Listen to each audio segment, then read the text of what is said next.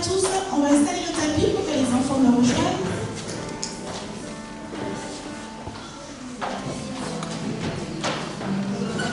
Merci Tiffany.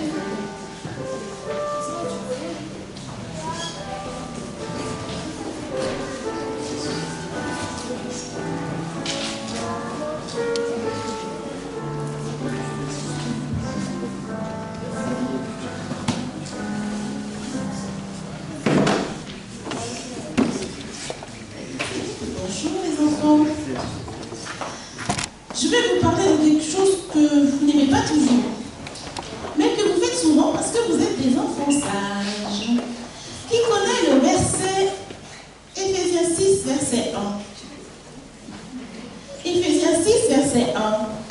Qui connaît ce verset? Il y en a au moins un qui connaît. Au moins un connaît ce verset. Un enfant connaît ce verset, non? Éphésiens 6, verset 1. Éphésiens 6, verset 1, Mélodie? Oui, en effet, ça va d'obéir à ses parents. Enfin, obéissez à vos parents, car cela est juste. Alors, par contre, l'histoire, elle va vous plaire, je pense, même si obéir, c'est pas toujours facile. C'est vrai ça? Ah, il y en a qui me font ça. Ok, alors c'est l'histoire d'un petit garçon qui s'appelle Taldo. Il vivait avec son grand-père sur le flanc d'une montagne, très en hauteur. D'accord? Et son grand-père cultivait le riz. Et son grand-père lui disait toujours que le riz était très précieux pour eux, pour toute la communauté. Et que s'il n'y avait plus le riz, il mourrait de faim. Et Taldo, lui, ne voulait pas mourir de faim. Est-ce que vous voulez mourir de faim, vous? Non, il n'aimait pas cette sensation. Hein. Maman, j'ai faim, papa, j'ai faim. C'est ça? Eh bien, Taldo, lui, il avait compris que le riz était précieux et lui ne voulait pas mourir de faim. Un jour, il était avec son grand-père en train de cultiver les champs de riz et tout. Et brusquement, son grand-père se lève et regarde juste là-bas. Et il était tout bizarre. Ça vous arrive de voir papa et maman bizarre? Si maman, qu'est-ce qu'il y a? Papa, qu'est-ce qu'il y a? Ah, et moi, elle me le fait parfois. Elle me dit, maman, qu'est-ce qu'il y a? Ça t'est jamais arrivé? Si. Ah, son grand-père est devenu tout bizarre. Et il lui dit, Taldo, cours vite à la maison, va me chercher les tisons. 2 tisons. Oh, les tisons, il y en a parmi nous là. Vous savez ce que c'est qu'un tison? Ah, qu'est-ce que c'est qu'un tison? Qu'est-ce que c'est qu'un tison? J'ai bien un tison, mais non.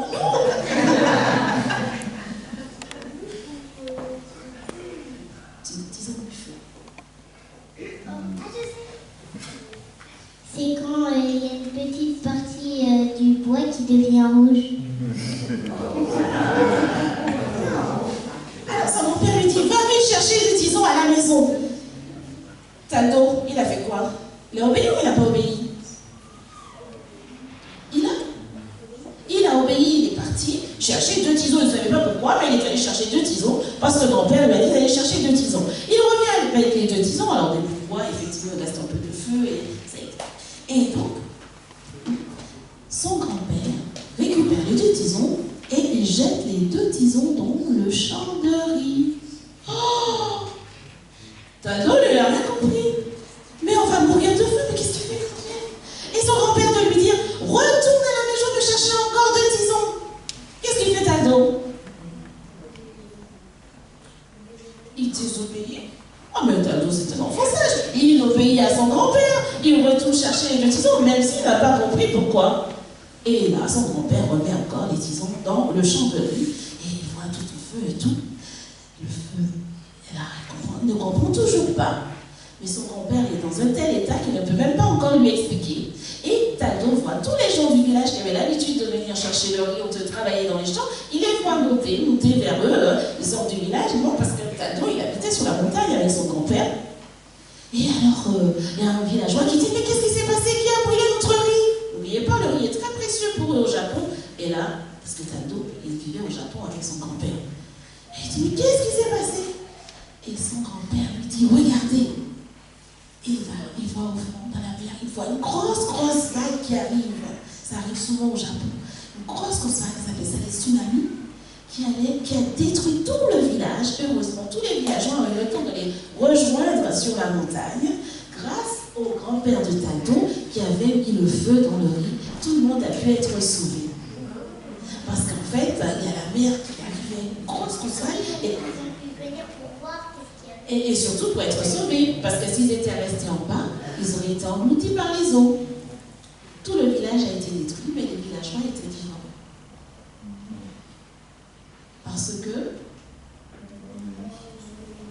Parce que le grand-père avait brûlé le riz, mais surtout parce que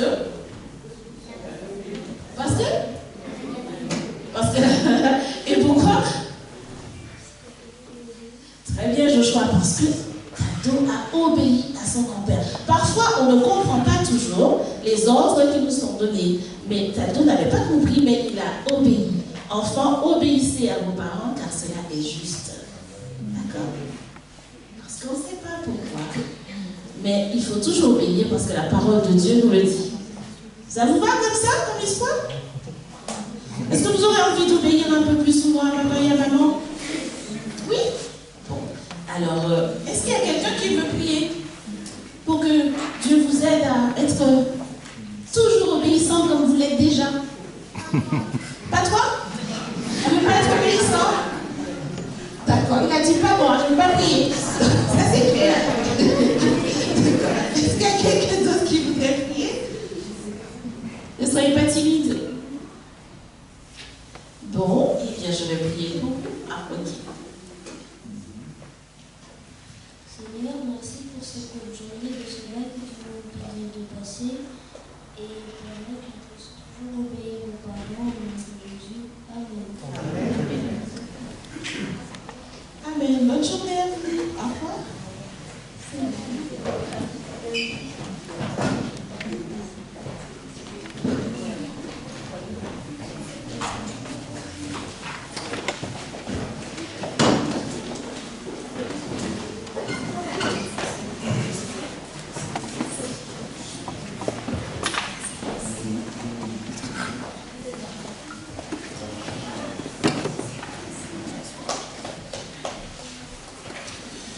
Alors, je vous présente l'orateur du jour.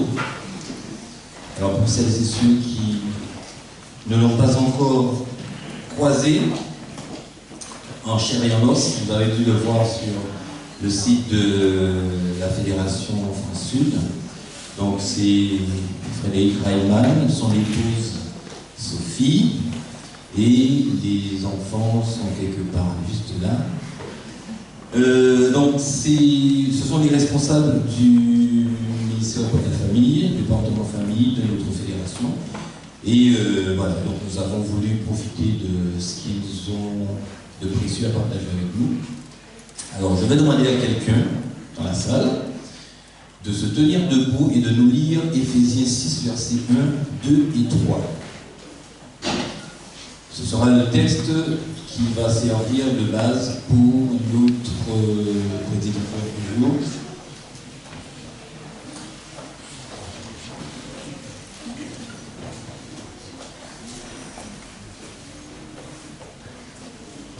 Alors, un volontaire, dès que vous avez trouvé, vous pouvez vous lever et lire.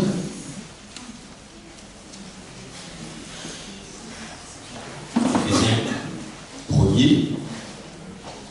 Voilà, ça y est. Éphésiens 6, versets 1, 2 et 3. Enfants, obéissez à vos parents selon le Seigneur, car cela est juste. Honore ton père et ta mère. C'est le premier commandement avec une promesse, afin que tu sois heureux et que tu vives longtemps sur la terre. Ben, le temps qu'on m'équipe, je ne sais pas si on m'entend. Vous m'entendez au fond? Ben, j'aimerais vous partager ma joie d'être avec vous ce matin. J'avais entendu parler de vous et maintenant mes yeux vous ont vu. Je suis content pour plusieurs raisons. J'ai entendu parler de vous par un collègue que certains d'entre vous connaissent, François du d'Angente, avec qui j'ai été pasteur à Bordeaux pendant 2 années, les années Covid. Donc il a été mon maître de stage. Et donc je suis donc un pasteur à la sauce Covid qui a été accompagné par François Dumini d'Angente. Autre raison, c'est que en venant ici aussi, je reviens chez ma famille. Ça faisait longtemps, il y a eu des naissances dans la famille depuis la pandémie, il y a eu des déménagements pour moi, et puis il y a 2 bébés que je n'avais pas vus. Donc voilà, c'est une joie pour toutes ces raisons-là. Alors j'aimerais poser une question ce matin. Qui a, et là on est tous des enfants, on est d'accord, qui a déjà eu des querelles avec ses parents? Allez. Vous n'êtes pas obligé de lever la main, mais voilà. Je crois que... il y a des timides. Je crois qu'il doit y avoir des timides. Qui a déjà eu des querelles avec ses enfants?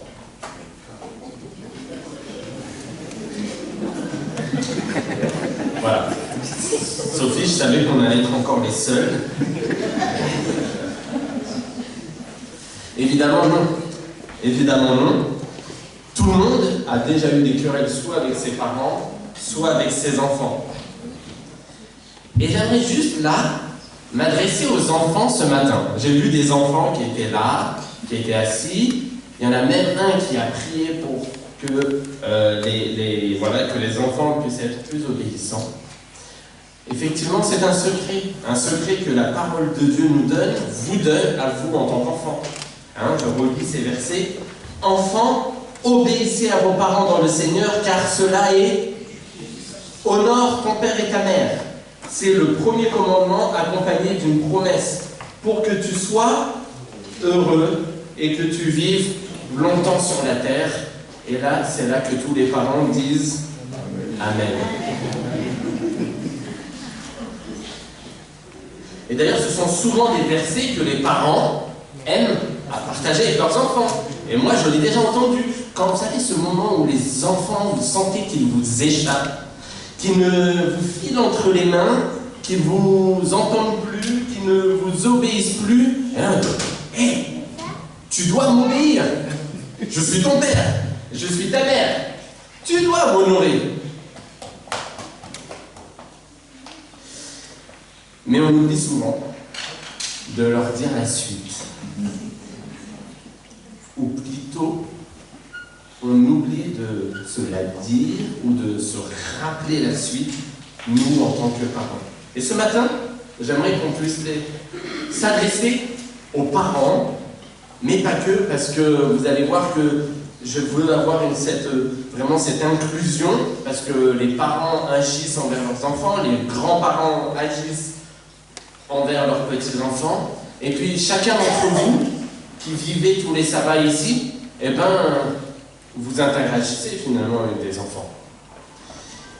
Et on oublie de se dire la suite, et vous, pères, n'irritez pas vos enfants, mais élevez-les en les corrigeant et en les instruisant selon le Seigneur. Alors que signifie ce verset? Parents, n'irritez pas, pères, n'irritez pas vos enfants, mais élevez-les en les corrigeant et en les instruisant selon le Seigneur.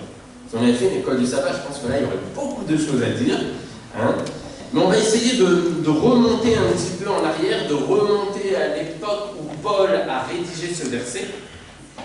Paul qui vit là, il est un peu partout puisqu'il voyage. On connaît ses voyages missionnaires. Mais il est là, citoyen romain vivant dans l'Empire romain. Israël, on se souvient qu'à ce moment-là est sous la coupole, sous l'égide des Romains. Et donc, on est donc dans ce contexte-là. Si je vous fais ce signe-là, ou celui-ci, ça vous rappelle quelque chose? Ceux qui ont lu Astérix, ceux qui ont vu les péplums à la télé, la vie ou la mort. Et en fait, c'est ça. On vit dans cette époque où l'empereur a droit de vie ou droit de mort sur tous les citoyens qui vivent sur son territoire, qui vivent là, au sein de l'Empire romain. S'il a décidé demain, toi, tu vis, tu vis. Toi, tu meurs, tu meurs. Et en fait, ce principe-là, qui s'appelle Pollice versus, eh ben, il est aussi vécu au sein de la cellule familiale. Et là, on va introduire deux nouvelles notions, les pater familias et patria potestas.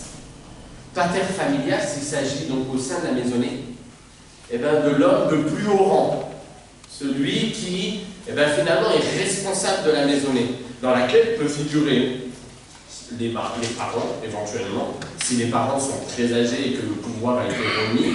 Ça peut être la femme, ça peut être le fils, ça peut être la fille, ça peut être la tante, ça peut être le voisin, ça peut être la servante, ça peut être le serviteur. Et en fait, le pater familias était, comme l'empereur dans l'Empire romain, était tout puissant dans sa maison. Et donc, en tant que tel, il exerçait une puissance qu'on appelle la patria potestas, qui lui conférait droit de vie et droit de mort sur la servante, sur le serviteur, sur le fils, sur la fille, sur sa femme, sur toutes les personnes qui habitaient dans sa maison. Un père tout-puissant.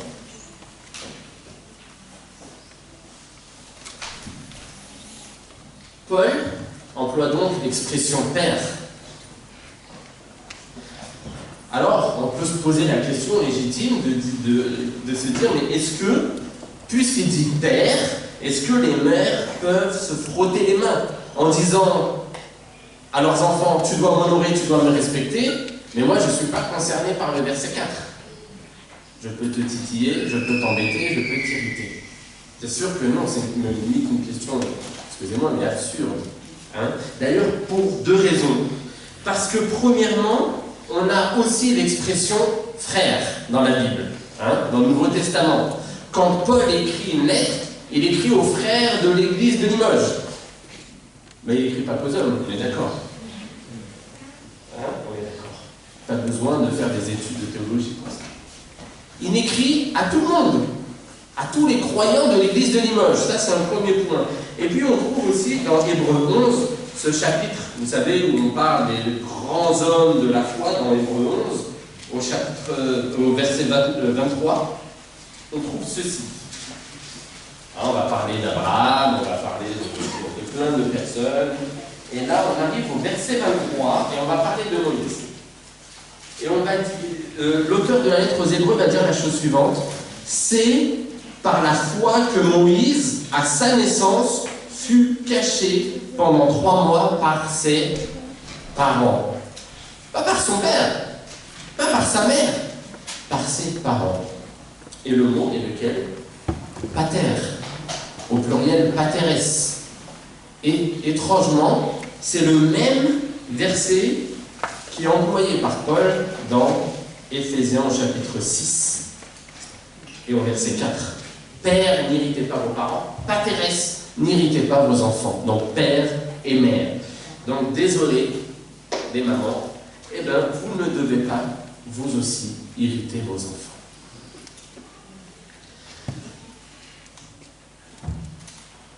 Irriter, provoquer la colère. Alors je me suis posé la question et je me suis dit, mais finalement, qu'est-ce qui, dans notre comportement en tant que père, en tant que mère, en tant que grand-père, en tant que grand-mère, lorsque nous interagissons avec nos enfants, mais qu'est-ce qui peut être de nature à les irriter? Alors là, il y a pléthore de choses qu'on pourrait dire, et je vais essayer de me concentrer sur des choses qu'on retrouve de manière plus récurrente dans les familles. Premièrement, les enfants, comme vous, ont des besoins. Et si vous répondez à côté de leurs besoins, si l'enfant est un enfant tendance plutôt calme, tranquille, soumis, il ne va rien dire. Mais en fait, ça va susciter chez lui de l'injustice. Ça va susciter chez lui de l'injustice. Cette injustice, elle sera soit exprimée de manière verbale. Donc, par exemple, je comprends pas un ado. Je prends l'exemple de l'ado, c'est assez simple.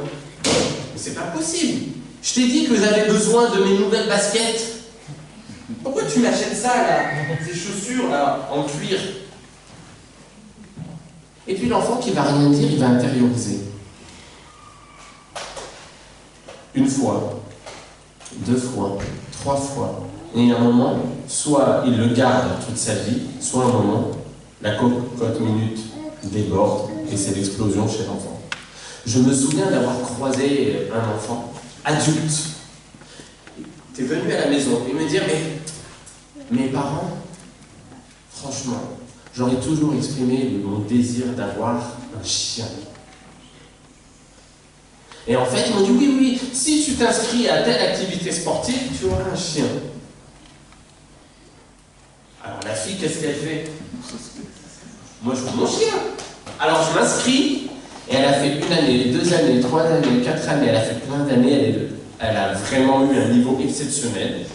Et en fait, elle a même fait le Club France en biathlon. Junior, Club France Junior, en ski de fond. Donc en fait, elle s'est donné les moyens d'avoir son chien.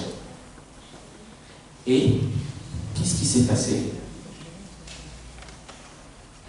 Le chien n'est pas arrivé.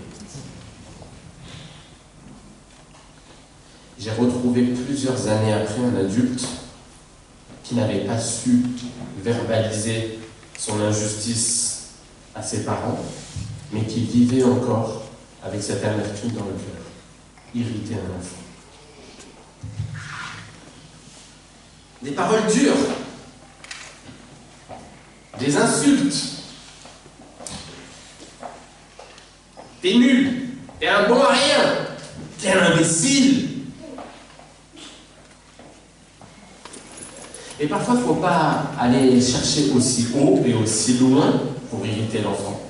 Ou pour alors poser quelque chose dans son parcours de vie qui va le suivre pendant des années. J'ai des enfants, j'en ai un. En fait, le pauvre, il m'a comme père.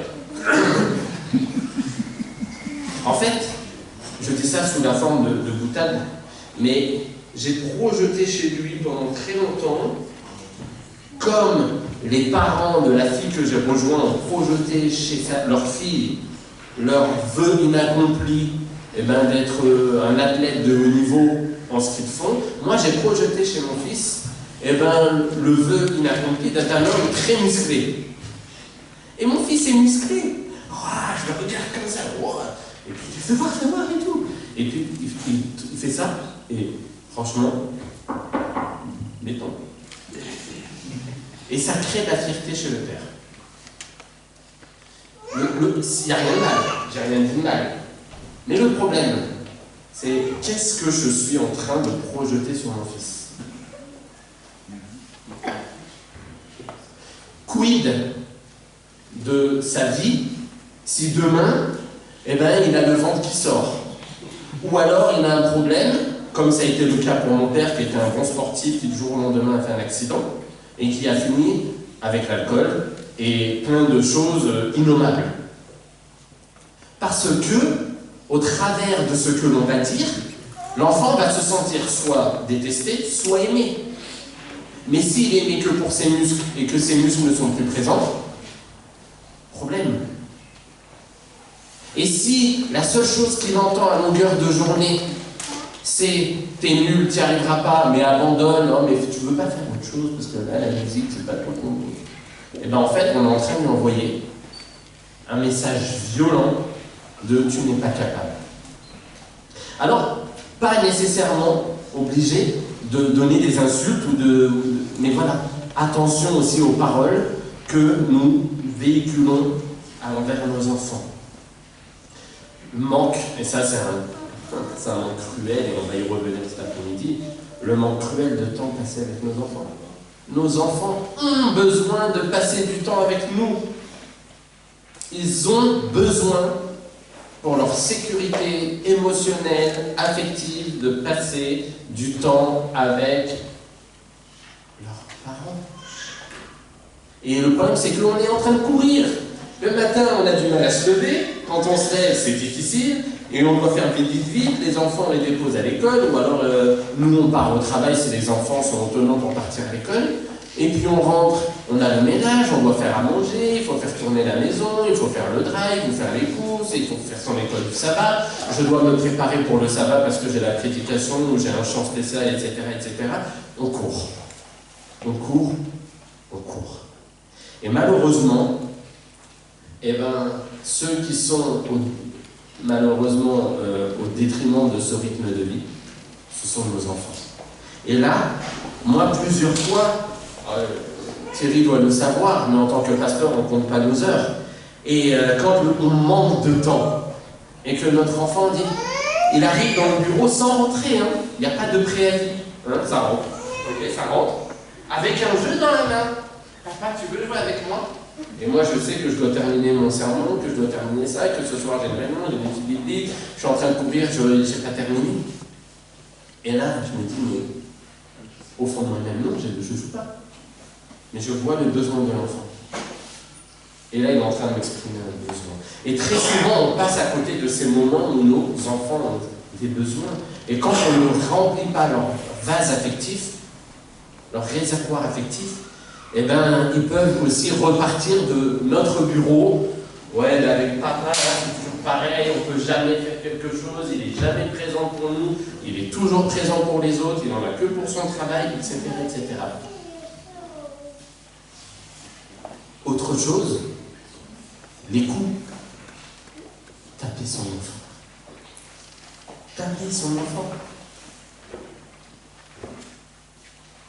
Taper son enfant. Je ne sais pas si ça vous est arrivé, comme moi, comme plein d'autres, d'avoir vécu dans une autre époque, avec une autre culture, et voilà, l'éducation se faisait autrement. Vous voyez le sourire, je vois le sourire sur certains visages, parce que vous savez de quoi je parle. Mais honnêtement, là on sourit. Et je me souviens que j'ai grandi en région parisienne, et qu'avec mes amis, alors, voilà, je précise, je suis originaire de Maurice, donc l'île Laclé, on le sait, hein. Laclé, l'étoile de l'océan Indien. Et dans mon église, il y avait beaucoup d'Antillais. Et dans la JA, eh ben, on échangeait plein de choses. Mais c'est incroyable, incroyable, les discussions qu'on pouvait avoir en tant que jeune. Et ouais, moi, chez moi, ça marche à la baguette. Hein. Ah, chez toi, ça marche à la baguette. Chez moi, c'est à la ceinture. Chez toi, c'est à la ceinture. Chez moi, c'est le câble. Et qui connaît cette tombe-là? Vous la connaissez? Le lancer-tombe des parents, légendaire. Le lancer-tombe, dès que tu fais une bêtise, ça part. Et on trouvait un malin plaisir, quelque part, à se jauger par rapport aux autres. Et finalement, le gagnant, c'est celui qui avait vécu le plus de sévices. Mais vous vous rendez compte, les amis? Les discussions, là, on en rigole. Mais en fait, c'est du... Excusez-moi, j'en faisais partie. Mais quand je regarde en arrière, je me dis, mais quelle discussion absurde de se dire, waouh, je suis content, je me suis fait violenter plus que toi. Je ne sais pas si vous vous rendez compte, le concept. C'est comme si on se levait le matin, peut-être que ça vous arrive en disant, ben, en fait, ce matin, j'ai un souhait. J'aimerais me faire taper. Ah, j'aimerais me faire taper. Ah, je prends du plaisir à me faire taper. Alors je pose la question qui est une question rhétorique. Qui peut cocher une de ces cases? Non-réponse à un besoin, coup, parole dure, insulte, manque de temps passé avec ses parents.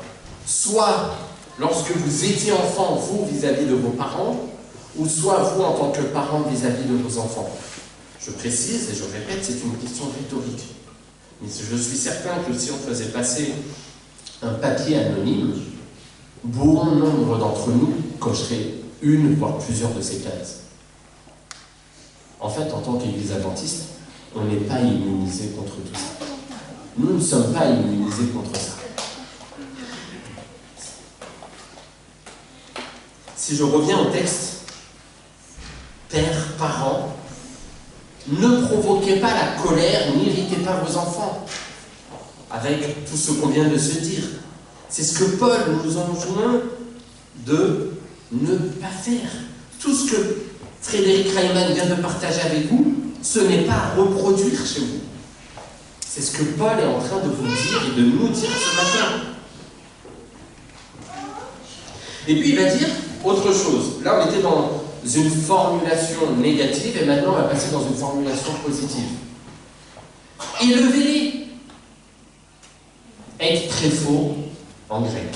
Élever. Ektréphos. Qui signifie nourrir avec de la nourriture. Autrement dit, ce que vous allez semer à la maison, c'est de la nourriture. La nourriture, elle sert à quoi? À vivre. À apporter les nutriments nécessaires à notre corps d'enfant pour qu'un jour on puisse faire 1m76 ou plus, ou voire moins, mais qu'on puisse grandir. Ektréphos, élevez vos enfants. Et là, on est dans un concept non pas de nourriture, dans un contexte non pas de nourriture, mais d'éducation. Ça veut dire que ce que vous devez semer, c'est de la nourriture qui permettra à vos jeunes enfants de devenir des hommes et des femmes mûrs, adultes. Quel genre d'adultes voulons-nous laisser à la planète? Quel genre d'adultes? Des adultes séquelés, plein de difficultés à gérer? Ou alors des adultes épanouis et équilibrés en Jésus-Christ? Et puis Paul va poursuivre et il va dire, là c'est polémique, corrigez-les, instruisez-les selon le Seigneur. Et il arrive souvent que, comme c'était le cas pour nous enfants à l'église, de se gargariser en disant, tu vois, moi j'ai été plus tapé que toi, mais il arrive souvent que ces jeunes qui ont vécu ça en grandissant, reproduisent. C'est la chose qu'on a connue, c'est comme ça qu'on faisait à Maurice, c'est comme ça qu'on m'a élevé, c'est comme ça qu'on le faisait à tel endroit, ou à tel endroit, ou à tel endroit. Chez nous, l'éducation, ça marche comme ça. Et la lettre aux Hébreux va nous dire la chose suivante au chapitre 12 et au verset 10. Nos pères nous châtiaient pour peu de jours, comme ils le trouvaient bon. Mais Dieu nous châtie pour notre bien, afin que nous participions à sa sainteté. Je répète, nos pères nous châtiaient pour peu de jours comme ils le trouvaient bon, mais Dieu nous châtie pour notre bien, afin que nous participions à sa sainteté. Deux voies. On observe une dichotomie entre le Père céleste et les parents humains. Donc Paul est en train de dire, instruisez-les, corrigez-les, non pas comme cela vous convient, comme vous le trouvez bon, mais instruisez-les selon le Seigneur. Il y a un célèbre théologien allemand, Hermann Olshausen, qui a dit la chose suivante. Les pères chrétiens doivent, dans l'éducation de leurs enfants, allier sagement la sévérité et la douceur. La première, donc la sévérité, se trouvera dans la discipline, la seconde dans l'enseignement. Mais il s'agit, écoutez, de la discipline et de l'enseignement du Seigneur, parce que l'une et l'autre doivent être pénétrés par son esprit. Honnêtement, les parents, quand nous nous mettons en colère contre nos enfants, la plupart du temps, si on vraiment se regarde dans un miroir, n'est-ce pas parce qu'on est à bout? N'est-ce pas parce qu'on a peur que si notre enfant enfreint la loi, qu'il se retrouve en danger? N'est-ce pas parce que parfois, on a du mal aussi à ce qu'un être en face de nous puisse s'ériger en face de nous et être opposé à nous? Finalement, pourquoi nous mettons-nous en colère? Dans quelles circonstances portons-nous la main sur nos enfants ou disons-nous des mots qui dépassent notre entendement? Et c'est parce que nous ne sommes pas maîtres de nous-mêmes. Et c'est ce que va dire Hermann Scholzen. La discipline, l'enseignement doivent trouver, puiser leur source dans l'esprit, dans la mentalité du Seigneur. Quand Dieu lui corrige, il est maître de lui-même. Quand nous corrigeons la plupart des fois, on ne l'est pas.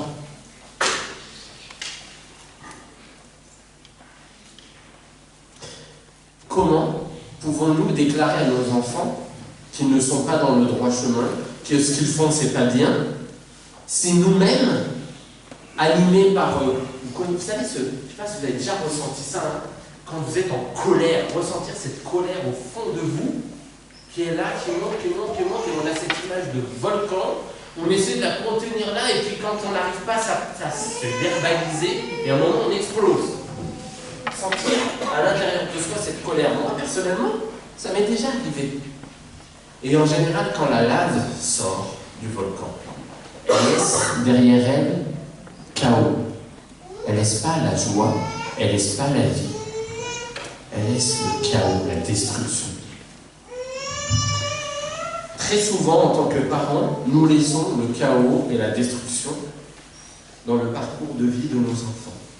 Et pourtant, je ne suis pas en train là, attention, on parlait hier soir de la parentalité ultra positive, pour ne pas dire ultra positive, avec son application, comment on pourrait dire? Comment? Avec son application caricaturale, de l'application positive, où là on ne peut pas dire non à l'enfant, on ne peut pas reprendre l'enfant doit faire son propre chemin, ses propres expériences, même si on sait qu'il va tomber dans le ravin. Je ne suis pas en train de prôner ça. Non, il faut les reprendre. D'ailleurs, Paul nous le dit, il faut les corriger. Mais pas avec une ceinture, pas avec un cadet, pas avec une tournure. Je peux vous dire, et là j'ouvre les portes de la famille Reinmann, que mon histoire de vie a généré en moi une colère extrême, au point que j'ai pu, un temps, en 2003, faire peur à quelqu'un qui a quitté la maison dans laquelle j'étais. On m'a envoyé un texto, je suis parti parce que j'ai peur de toi. En 2003, hein. La personne est là, elle doit se reconnaître. Et quand j'ai reçu ce message, mais j'ai pleuré, je me dis, quel homme es-tu pour faire peur aux gens? Quel homme es-tu pour faire peur aux gens? Ça a été une réponse à mes prières. Seigneur, montre-moi qui je suis. Ah ben voilà l'homme que tu es. Tu es un homme souffrant, un homme qui n'est pas maître de lui, un homme qui est en fait bon, mais quand qui ne sait pas contenir la lave qui est en lui, qui ne sait pas exprimer seulement sa colère. Et quand j'ai été parent, je peux vous dire, et vous savez que quand on est parent, hein, les enfants ont cette capacité, je ne sais pas si ça vous arrive, mais en tout cas, dans la famille Reinmann, les enfants ont cette capacité de faire rejaillir toutes nos tares, toutes nos difficultés. Et on se disait tout à l'heure dans la voiture avec So, ben en fait, on ne pensait pas que la parentalité, ça allait autant nous activer. Sur plein de choses, sur nos histoires de vie, sur nos difficultés. Et quand j'ai commencé à corriger mes enfants, je peux vous dire, c'était pas selon le Seigneur. Non. Et j'ai vu dans le regard de mes enfants la peur. Et je me suis dit, mais quel genre, non pas d'homme tu es, mais quel genre de père tu es. Et là, vous avez un père qui, chaque jour, prie pour être un meilleur mari et un meilleur père pour ses enfants. Être très faux, nourrir. Nourrir. Comment nourrissons-nous nos enfants? Nourriture fast-food à tout va? Colère à tout va? Qu'est-ce qu'on leur donne à voir? Un père qui n'est pas maître de soi? et qui ne sait pas exprimer sainement sa colère? Là, les amis, il y a un travail que j'ai entrepris. Et peut-être que vous avez à entreprendre ou que vous avez déjà entrepris. Mais ce que je peux vous dire, c'est que si le Seigneur est capable de parler à une ânesse, s'il est capable de retrouver le bouchon d'une tondeuse, il n'est pas un homme pour mentir. Son bras n'est pas court pour venir, trop court pour venir à votre aide. Ce qui est impossible pour vous est possible pour lui. Et cette œuvre, il veut et il peut la faire dans votre vie. Il peut la faire dans votre vie. Alors oui, parfois, on est un petit peu à côté. Et puis, il faut avoir l'honnêteté de dire, ouais, je ne vais pas dire le mot, mais j'ai fauté. J'ai fauté. Il faut être capable de se le dire à soi et pas juste se justifier en disant « En même temps, il m'a énervé, en même temps, il ne doit pas faire ça ». Il faut être honnête, se regarder dans un miroir. Parce que j'ai entendu ce matin, dans ce groupe là-bas, on peut se mentir à soi-même, mais on ne ment pas à Dieu, qui sonde nos cœurs. Il connaît nos motivations. Alors oui, la colère est bonne. Mais Paul va nous enjoindre, si vous vous mettez en colère, ne péchez pas. Donc oui, on peut se mettre en colère, parce que ça veut dire que notre enfant a débordé. Ça veut dire qu'il y a une anomalie, il y a une injustice qui est vécue. Et la colère est saine, c'est une émotion que Dieu a donnée. On est autorisé à l'exprimer, mais pas n'importe comment, pas en n'étant pas maître de soi-même, pas en détruisant nos enfants. Je vous repose la question, mais quand vos parents vous ont insulté, ou vous ont dit que vous n'étiez pas capable, ou vont porter la main sur vous, je ne suis pas certain que vous vous disiez, oui, mais la Bible nous dit qu'il faut prendre le bâton et la verge pour taper son enfant. À ce moment-là, on n'est pas dans cette attitude. Et en tant que parents, il faut aussi se souvenir que nous avons été enfants. Allez puiser à l'intérieur de vous-même les émotions négatives que cela a suscité chez vous. Alors oui, parfois il peut arriver de passer à côté. Vous savez, ce péché qui est bon de viser la cible, qui est où? Le péché qui est de rater la cible. L'objectif de notre vie, c'est d'accompagner nos enfants au mieux que possible. Et parfois, on passe à côté. On pêche. On rate la cible. Et là, je disais, donc il faut être honnête envers soi-même, mais il faut être honnête envers ses enfants. C'est pas parce que nos enfants sont jeunes qu'on ne peut pas leur demander pardon. Pardon parce que je t'ai mal parlé. Pardon parce que en ce moment je suis débordé et je sais que tu as besoin de passer du temps avec moi et je n'y arrive pas. Est-ce que tu souhaites qu'on... Parce que moi j'ai envie de répondre à ton besoin. Est-ce que tu veux qu'on se mette à genoux et qu'on demande au Seigneur de rentrer dans notre famille, de m'aider à mieux organiser mon temps pour que je puisse justement dégager du temps et pour qu'on puisse vivre des choses super fun ensemble? Pardon parce que je t'ai tapé et que je n'étais pas maître de moi. Mais en fait, tu étais mon punching ball. J'étais en colère, je n'ai pas su me maîtriser. Et c'est parti. Pardon. Les amis, sachez que les enfants sont très sensibles à ce genre de démarche. Ils sont capables de voir, de toute façon, même si vous ne demandez pas pardon, ils sont capables de voir vos propres limites, vos propres incohérences, mais ils seront toujours touchés par des parents pleinement repentants. Et là, je crois qu'on est capable de donner un exemple à des enfants, de dire oui, ta vie ne sera pas parfaite. Tu ne feras pas tout bien. Mais la manière de remédier à ça, c'est d'implorer le pardon de Dieu, de réparer, d'être honnête envers soi-même et d'aller trouver l'autre. C'est ça l'exemple. C'est ça la nourriture qu'on doit donner à nos enfants. Être très faux. Élevez vos enfants. Élevez-les. Alors je termine avec ça, parce que le temps est largement dépassé. question que je vous laisse ce matin. Comment voulons-nous élever et nourrir nos enfants? Comment voulons-nous accompagner et interagir avec nos petits-enfants? Comment voulons-nous, en tant que personne de la communauté de Limoges, comment voulons-nous signifier aux enfants qu'ils sont importants? Comment voulons-nous leur dire il y a une bonne nouvelle en Jésus-Christ sans le discréditer, sans les décourager? Oui. Comment voulons-nous interagir avec nos enfants?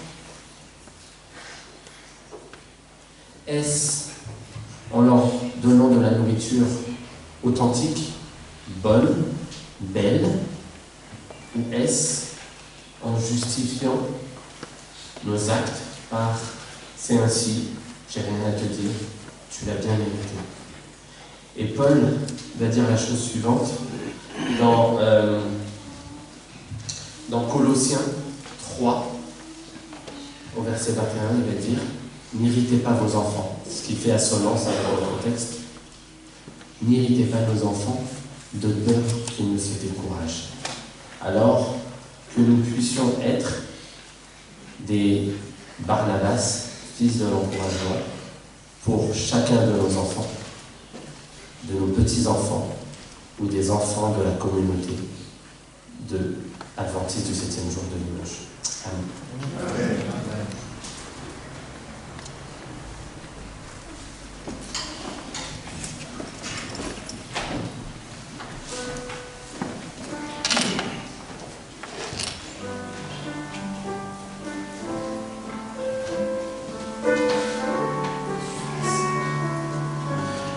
Notre souhait, c'est que nous entrions dans cette famille, on va se lever.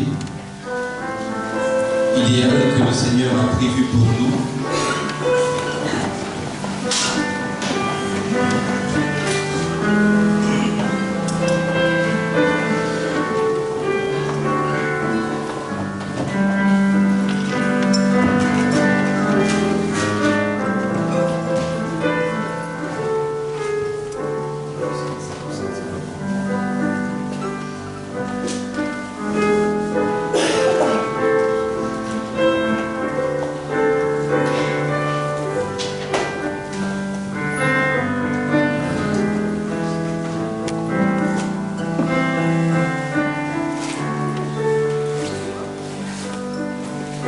Bienvenue.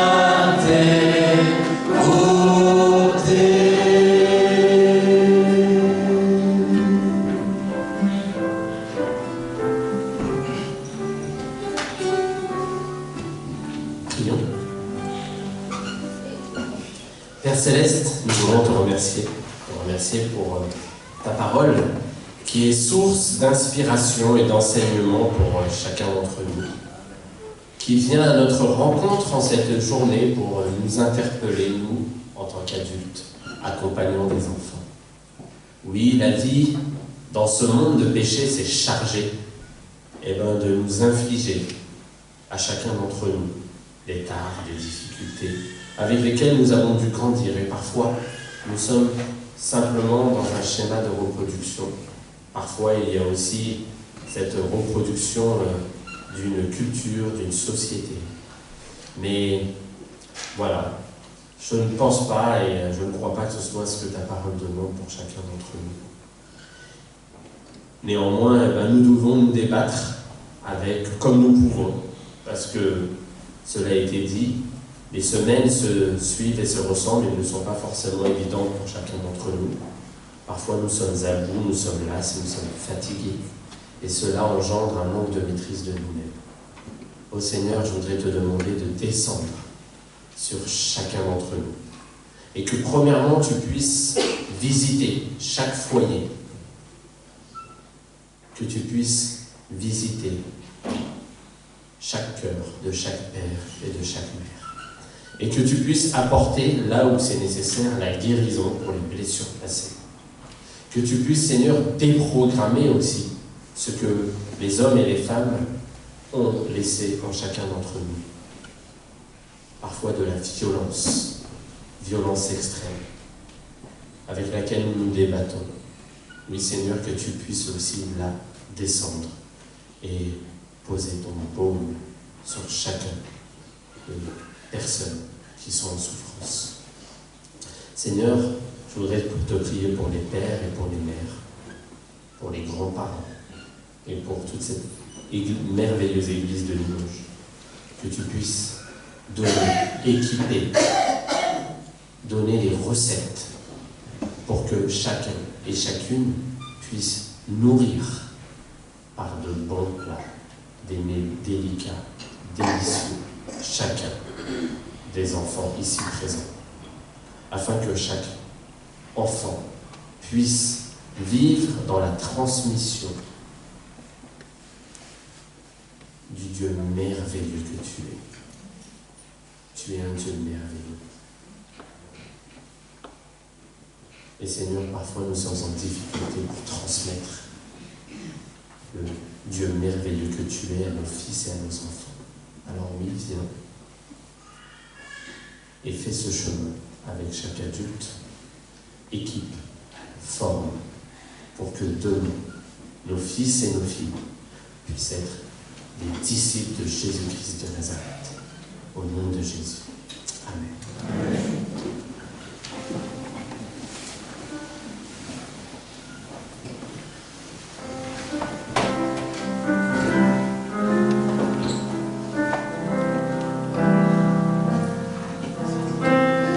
Recevons la bénédiction.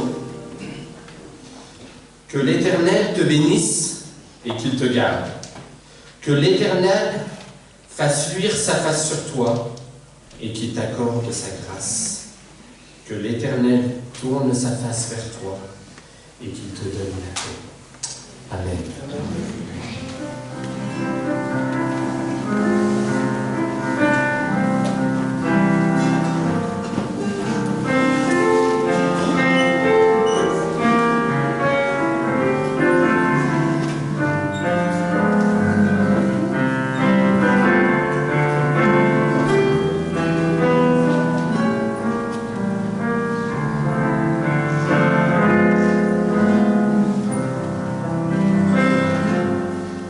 Que la grâce du Seigneur